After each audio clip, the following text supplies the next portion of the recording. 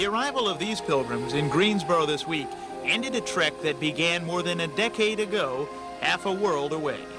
And for all they share with generations of pilgrims... When you see them get off the plane in Greensboro, was your sense that this resettlement was going to be a success? Assimilation into a community like the Piedmont is tough if you come from another world, I guess. But I'm not sure it was too daunting in the context of what they had already survived. So no, I never doubted it. Their arrival at the Piedmont Triad Airport in August of 1986 looked more like what you'd expect for a Super Bowl championship team returning home.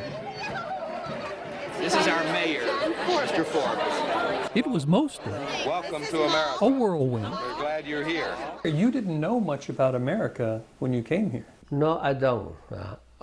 We don't know anything about America. But knowing they were not going to be hunted down and killed here as they were back in Vietnam,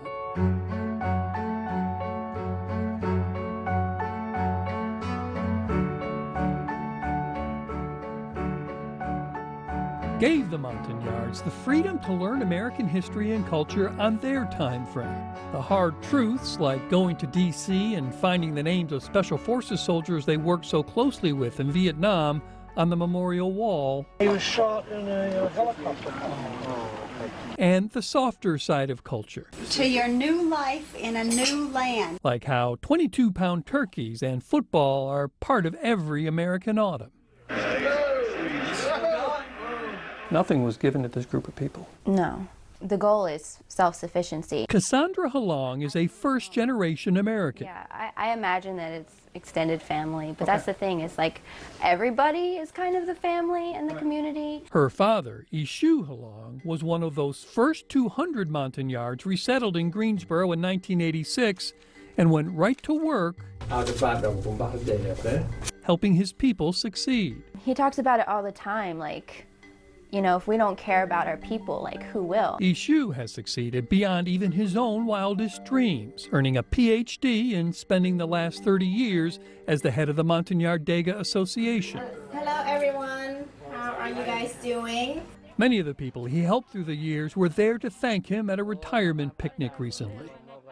Does his path sort of make you think, I have to achieve, look what my father did? Oh my gosh, yes, yes, it does, and it always has. As he sits at his kitchen table, This is my first house I bought in the United States. On Homeland Avenue, no less. Do you feel like an American now? I am American already, but I still miss my country. Ishu Halong still has seeds of nostalgia. It makes me want to find a way to help my dad achieve his dream of returning to his home country, and in a way where it's safe for him. You really think he wants to return? Oh, absolutely, yeah. Because there truly is no place like home.